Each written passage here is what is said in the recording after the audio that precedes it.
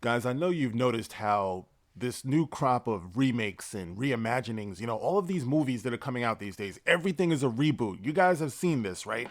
And inevitably, when these movies come out, it just doesn't feel completely satisfying.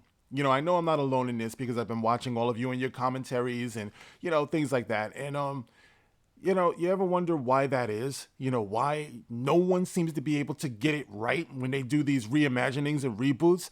Well, I have some feelings about that because I saw an article here which, of course, made me think, and I want to share it with you guys. This one is talking about how Han Solo is outdated. The character of Han Solo is outdated, and Star Wars, at least the original trilogy, is becoming, quote, unwatchable.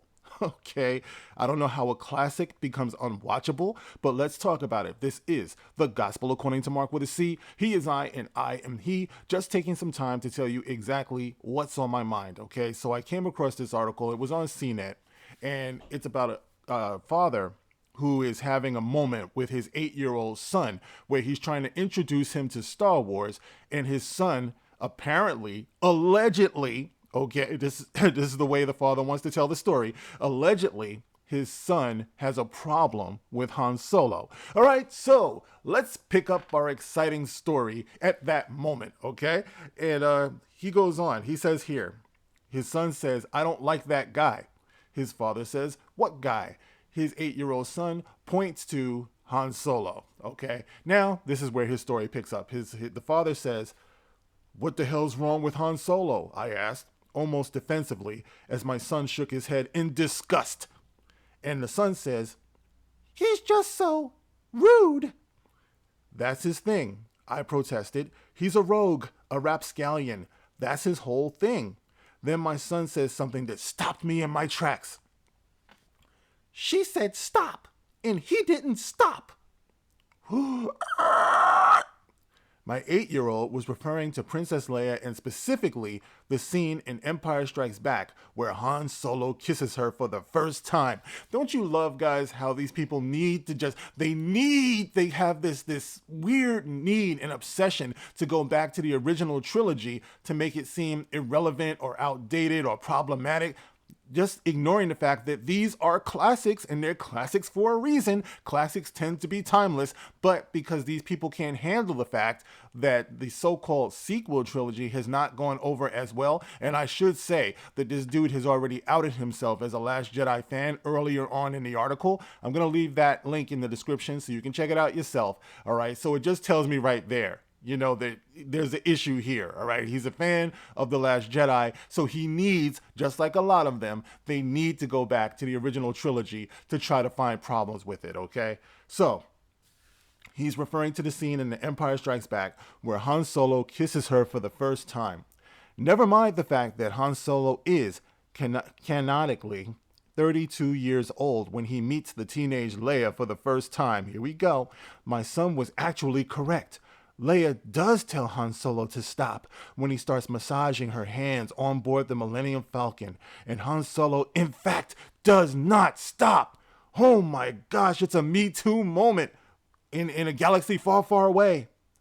It didn't feel weird when I was a kid or a teenager in the 90s when I watched the movies on repeat every weekend, but it did feel weird in the context of what I, alongside my wife, have been teaching my kids about consent since they were sentient. Just simple things like if someone says stop, you stop. Or if someone says, "No, I don't want the jab," you don't make them. Oh, I'm sorry. See, there I go. I'm sorry, guys. You know I'm obsessed with that, right? But I can't help it, okay? You know why. It occurred to me that my son was feeling the same level of discomfort I felt when watching James Bond slap women on the butt in Goldfinger. It never occurred to me that a series like Star Wars could reflect cultural shifts, but here we were, and here I was, being taught a simple and valuable lesson about a movie I literally watched 50 plus times. Boy, your marriage must be a never-ending source of excitement and adventure.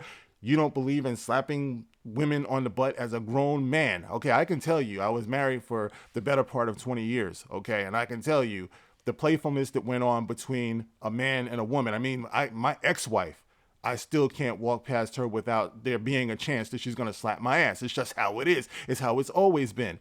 On the job, it's the same thing. Men and women, when they get together, playfulness ensues. It's just the way it is. If you want to teach your 8-year-old something about Star Wars and you're a fan of The Last Jedi, then maybe you should be teaching them about the inappropriateness of the relationship between Kylo Ren and Rey, where the man practically forced raped her and then abused her, killed Han Solo, which I guess you like now when I look at this, killed his father Han Solo, and then went on to still be the object of her desire.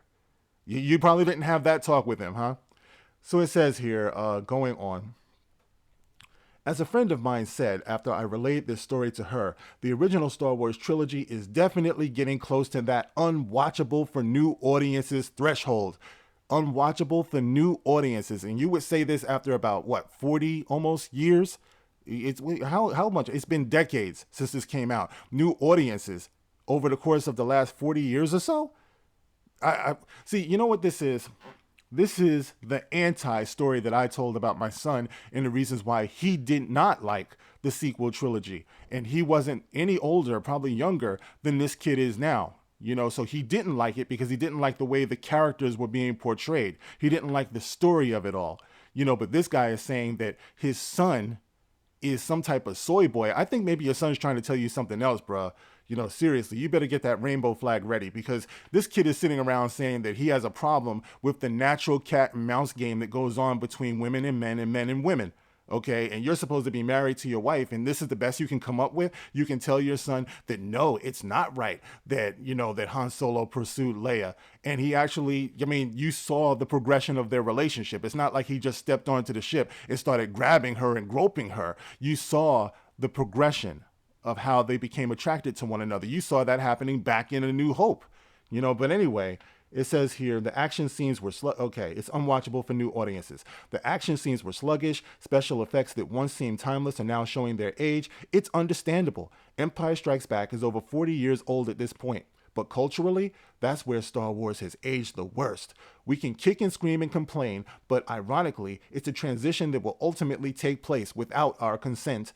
A transition that should force us, and by us, I mean men, to ask questions of ourselves. Why did Han Solo's behavior feel normal? Because it was.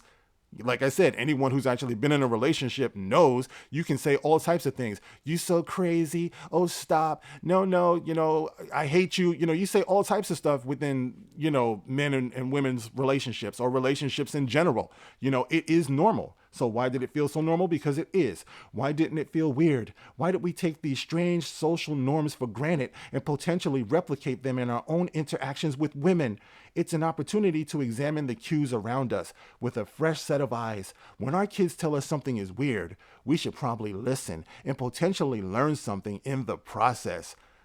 You freaking fucking panty waist motherfucker. No. Absolutely not. I reject this, guys. And see, this is the reason why they might as well just stop with the remakes and the reboots of the old classics that we love, and we can stop trying to think that they can functionally do these things and make them entertaining. This is the reason why He-Man fails. This is the reason why any reboot of anything is going to fail. I don't know why they tried to remake Han Solo, why they tried to do Solo. Why?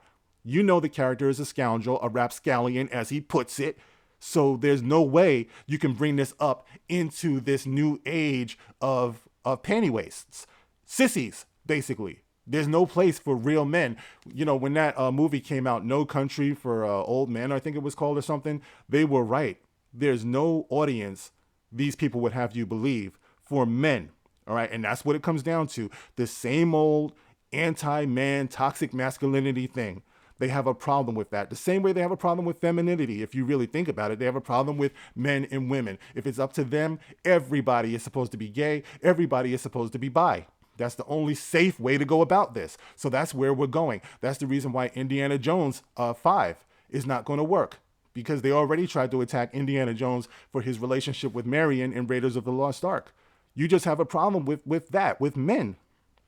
So guys, there it is. That's the reason why. No matter how much cinema we come up with in today's day and times, there is no place for masculinity, okay? So if they do a reboot, inevitably of Star Wars, what you're going to see because of things like this mentality is not going to be anything like what we want it to be, anything like what we remember. Stop waiting for it. Stop wishing for it. It's not going to happen, because these are the people that I just did a story. These are the people you find on the top critics advisory board or committee at Rotten Tomatoes. You know, it's just how it is. This is what people want. Okay, guys, so I just wanted to give you the heads up and just let you know, just another example of the reasons why James Bond, the reason why Indiana Jones, Superman, you know, just about anything you can name, why every black male lead has got to be effeminate at this point. It's just the same old thing, guys. So anyway, get in the comment section and let me know how you feel about this. As always, you can like, you can share, you can subscribe, you can catch me on Twitter. If not, I will see you on the next one. Thank you guys for listening. This is The Gospel According to Mark with a C. Rock on.